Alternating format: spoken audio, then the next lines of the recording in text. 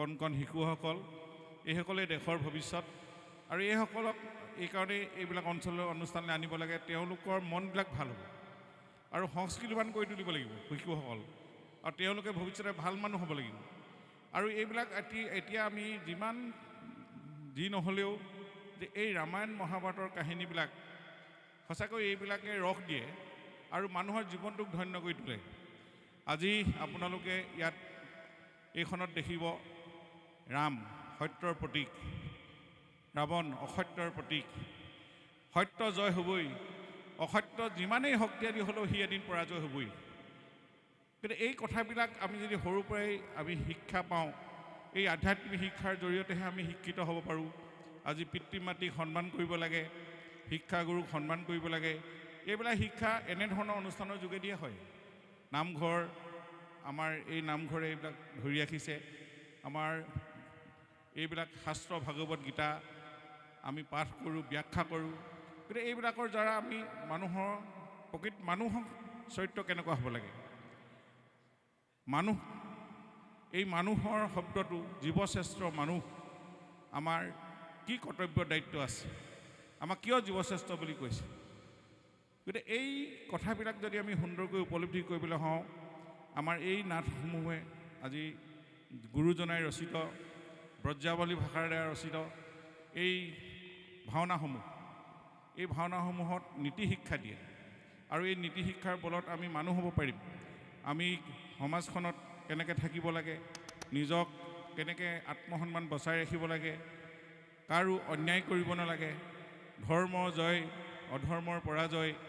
আৰু এইবিলাক অধৰ্ম পৰাজয় কৰিবৰ কাৰণে শ্ৰীকৃষ্ণই নিজেই কৈছে, মই বাৰে বাৰে এখন পৃথিৱীলৈ আহিম, দ্বাপৰ যুগত, কলি যুগত। এইবিলাক গোটেই কথাখিনি ধুনীয়াকৈ কি ৰূপত আহিছে, সেই কথাবোৰ উপলব্ধি কৰিবলৈ হ'লে আমি এনেকুৱা ভাওনাৰ তত্ত্বখিনি আমি বুজিব লাগিব। আৰু ভাওনাৰ তত্ত্বত ইমান আছে, ঢোল তাল মান খোল, এইবিলাক গুৰুজনাই সকলো দি গ'ল। আমাৰ জগতগুৰু শ্ৰীমন্ত শংকৰদেৱে ইমান সুন্দৰকৈ এইবিলাক দি গৈছে। নাম ধৰ্ম চৰ্চা হৈছে, গাঁৱে ভূঞে নামঘৰ প্ৰতিষ্ঠা হৈছে। মই ভাবোঁ এইখিনি আমাৰ আজি খুব প্ৰাসংগিক কথা। আমি ইয়াতে আজি দেওঘৰীয়াত এনেধৰণে মণিকাঞ্চনৰ এই মহিলাখিনিয়ে ইমান ধৰণে ওলাই আহি আজি এনেকুৱা ধৰণৰ এটা অনুষ্ঠান আয়োজন কৰিছে। আমি খুব ধন্যবাদ জনাইছোঁ তেখেতসকলক। আগবাঢ়ি গৈ থাকক। মহিলা শক্তি জাগ্ৰত শক্তি, আৰু মহিলা শক্তিয়ে কৰিব নোৱাৰা কাম একো নাই। গতিকে মহিলা আজি আমি জানো যে আমি কিবা বিপদত হ'লে লক্ষী, যদি লক্ষীও মহিলা, সৰস্বতী মহিলা, নহয় জানো? এইবিলাক গোটেই ভগৱানৰ প্ৰতীকেই মহিলা। এতিয়া মহিলাসকল ভগৱানৰ প্ৰতীক, আগতে বিপদৰ প্ৰতীক। আৰু এইবিলাক শক্তি খুব জাগ্ৰত শক্তি। আমি সেইকাৰণে এইখন ভাৰতবৰ্ষত মহিলাক পূজা কৰে। আৰু আমি অসমতো আমি এই নাৰী শক্তিটোৰ আৰু অধিক শক্তিশালী হওক, তেওঁলোকক সুৰক্ষিত হওক। যেতিয়া নাৰীৰ ওপৰত অত্যাচাৰ হয়, সি ধ্বংস, কংস কেনেকৈ ধ্বংস হৈছে। গতিকে মানে এই গোটেই ব্যৱস্থাটোৰ আমি আমাৰ এই ৰামায়ণ মহাভাৰতেই হওক, এনেকুৱা ভাওনাসমূহৰ পৰা আমি বহুখিনি শিক্ষা ল'ব পাৰোঁ। আমাৰ ভাওনাৰ বহু গুণ আছে আৰু বহু পজিটিভ আছে। এই গোটেই কথাখিনি আমি যদি ভাওনাখন উপলব্ধি কৰোঁ বা ভাল, তাৰ দুটা তিনিটা ডায়লগ যদি আমি লৈ যাওঁ হৃদয়ত, আমি সেইখিনি আমাৰ ভৱিষ্যতে বহুখিনি উপকাৰ হ'ব। আজি পিতৃগুৰু, মাতৃগুৰু, শিক্ষাগুৰু, ধৰ্মগুৰু, এই চাৰি গুৰু আমাৰ সমাজখন তৰিছে। তেওঁলোকক সন্মান কৰা আজি বহুত দেখোঁ। আজি ইমানবিলাক আমি আধ্যাত্মিক কাম কৰি থাকোঁ, ইমান ধৰ্মৰ কথা কৈ থাকোঁ। ধৰ্মই মানে সত্য, ধৰ্ম মানে কৰ্ম। আমি এই গোটেই কথাবোৰ জানো, কৰ্মই ধৰ্ম।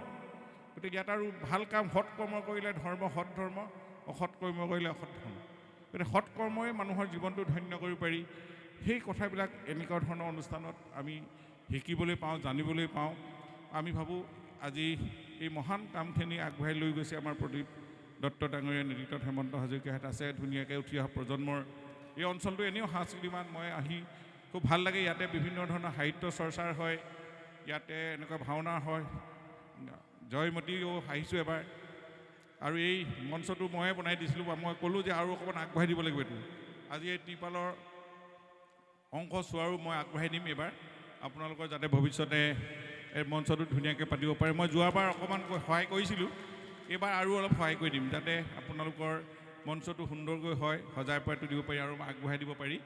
যাতে আকৌ এডিশ্যনেলি আকৌ এটা অতিৰিক্ত এটা যাতে বনাবলগীয়া নহয় জানো খৰচটো কমিব ভালো হ'ব আপোনালোকে আৰু ভাল অনুষ্ঠান কৰি থাকিব পাৰিব মই সেইখিনিকে আপোনালোকৰ আগত অৱগত কৰিলোঁ আজি মই দীঘলীয়াকৈ নকওঁ কাৰণ ইপিনে ভাৱৰীয়াসকল সাজু হৈ আছে এই সৰু সৰু কণ মইনা মইনীসকল টোপনিয়ে ধৰিব নহয় জানো গতিকে 10টা বাজিব হ'ল ঠাণ্ডাৰো আহিছে লাহে লাহে মই আপোনালোকৰ এই গোটেই অনুষ্ঠানটো সফল হওক মনত বহুত আশা আছে এই মহিলা সমিতিৰ মণিকাঞ্চনৰ সংযোগ হয় গতিকে আজি আপোনালোক বিভিন্ন ঠাইৰ পৰা ইয়াতে সমবেত হৈছে যুৱকসকল আই মাতৃসকল আপোনালোকে নিজৰ পৰিয়ালটো ভালকৈ চলক সংসাৰখন ভালকৈ চলক আৰু আমিও এইবিলাক যেনেধৰণে পাৰোঁ এতিয়া এজন ইমান ভাল কাম কৰিছে আমি তেখেতক সম্বৰ্ধনা যাইছে তেওঁ 5টাকৈ এটা চাকৰি পাবলৈকে কিমান দিগদাৰ নহয় জানো 5টা চাকৰি পাইছে আমাৰ কোঁৱৰে 2.5 বছৰত গতিকেলৈ মেধা শক্তিৰ কাৰণে পাইছে আৰু এই চৰকাৰে মেধা শক্তিক সন্মান কৰিছে আজিৰ তাৰিখত কোনেও কাকো তামোল এখন নোখোৱাকৈ কাকো ৰিকুৱেষ্ট নকৰাকৈ MLA ঘৰলৈ নোযোৱাকৈ চাকৰি পাইছে আমাৰ ছিষ্টেমটোৱে তেনেকুৱা সেইকাৰণে ল'ৰা ছোৱালীবিলাকে এতিয়া ভালকৈ পঢ়িব লাগে ভালকৈ পঢ়ক অবাবত সময় নষ্ট নকৰিব আৰু মই যে কওঁ যে জ্ঞানেই শক্তি এই জ্ঞানৰ দ্বাৰা আমি প্ৰতিষ্ঠিত হ'ব পাৰিম শিক্ষা এতিয়া আপোনালোকৰ যিমানখিনি আৰু 35,000 চাকৰি ওলাই আছে আমি ভাবি বাকীখিনি যদি অলপ ভালকৈ অধ্যয়ন কৰে তেওঁলোকে পৰীক্ষাত বহিব লাগে ৰিজাল্ট কম্পিউটাৰ দিব কোনো মানুহৰ নহয় গতিকে এই ছিষ্টেমটো এতিয়া চলি থকাৰ কাৰণে মোৰ 150মান সমষ্টিত ল'ৰা ছোৱালীয়ে চাকৰি পাইছে কোন পাইছে কেতিয়া পাইছে যেতিয়া মোৰ ওচৰত যায় গামোচাখন লৈ তেতিয়াহে গম পাম ভাল পাইছোঁ ভালকৈ চাকৰি কৰা আৰু ৰাইজৰ কাম কৰা কাৰণ আগতে এনেকুৱা হৈছিলে বহুত টকা দি চাকৰি ল'বলগীয়া হৈছে সেই টকাটো ঘূৰাবলৈকে দুই নম্বৰ কৰিবলগীয়া হৈছিলে এতিয়া আমি কৈছোঁ যে এটকাও কাকো ঘোচ ঘাট তামোল এখন খুৱাবলগীয়া হ'লে তুমি ৰাইজৰ কাৰণে কাম কৰা দুখীয়া মানুহৰ কাম কৰা চাকৰি মানে ৰাইজৰ কাৰণ প্ৰতি বিভাগত যি বিভাগতে নকওক লাগে আজি তেওঁ এনফৰ্চমেণ্ট গাড়ী বাগী চেক কৰিবলৈ পাব ৰাস্তাত নহয় জানো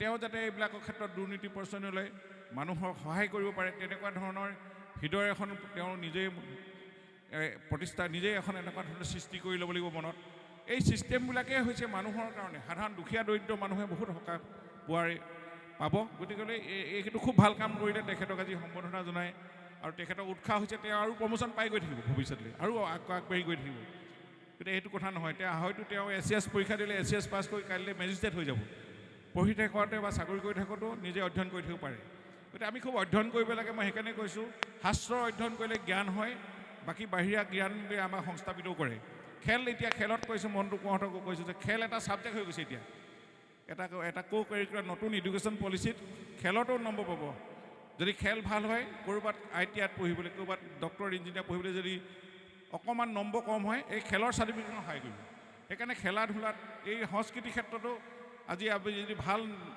অভিনয় কৰে ভাল গীত গায় ভাল সংস্কৃতিৰ লগত তেওঁ জড়িত হৈ থাকে ভাওনা কৰে তেওঁৰ কাৰণেও এখন চাৰ্টিফিকেট থাকিব চৰকাৰৰ পৰা সেইখনেও কাম কৰিব সেইকাৰণে এতিয়া ক'তো মৰণ নাই মানে নিজৰ জ্ঞান নিজৰ প্ৰতিভা য'ত আছে তাতেই বিকাশ কৰিব লাগে এতিয়া এইটো প্ৰতিভা বিকাশ কৰা সময় প্ৰতিভা বিকাশ হোৱাৰ যুগ য'ত যি আছে ল'ৰা ছোৱালী খেলত পাৰিলে খেলতে লগাব লাগে আজি কোনোবাই নাটক কৰিছে নাটকতে লগাব লাগে তেনেধৰণৰ গতিকে ইয়াতে আৰু যি ল'ৰা ছোৱালী য'ত আমাৰ এই ল'ৰা ছোৱালীখিনিয়ে আমাৰ দেশখন ধৰি ৰাখিব লাগিব সমাজখন ধৰি ৰাখিব লাগিব আগন্তুক দিনত গতিকে সেইখিনি আমাৰ আজি ইয়াত অনুষ্ঠানসমূহে যিখিনি আজি যুৱ সংঘ মহিলা সমিতি আছে তেওঁলোকেও এইবিলাক আগভাগ ল'ব লাগিব তেওঁলোকক তেতিয়া আমি এখন ভাল সমাজ পাম ভাল অসম পাম সকলোৱে মিলি থাকিব পৰা গুৰুজনাই বিচৰা যিখন শান্তিৰ অসম গুৰুজনাই যি বিচাৰিছে সেইখন আমি সকলোকে পৃথিৱীৰ সকলো মানুহ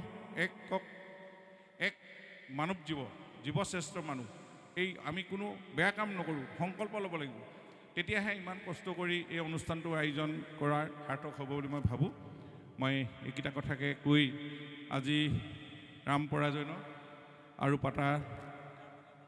সীতাৰ পাতাল গমন সীতাই নিজক নহয় জানো পৰীক্ষা কৰিবলৈ পাতাল গমলৈ কেনেকৈ ধৰণে কি হৈছিলে গোটেই কথাখিনি আমাৰ এই কাহিনীত আপোনালোকে দেখিব আমাৰ ভাওনাখনত শিল্পীসকললৈ শুভেচ্ছা জনালোঁ আৰু ইয়াত অকল শিল্পীসকলেই নহয় বাদ্যসংগত কৰা খোল তালকে আদি কৰি ছাউণ্ড ছিষ্টেমলৈকে এইখিনি নহ'লে এইবিলাক অসম্পূৰ্ণ হ'ব আজিকালি এই সম্পূৰ্ণ কৰাত আপোনালোকৰ সকলো টিমটোলৈ মই শুভেচ্ছা জনাই আজি এইকেইটা কথা কৈয়ে আমাৰ আজি এই ভাওনাখনি উদ্বোধন কৰা হ'ল বুলি ঘোষণা কৰিলোঁ। হ'ল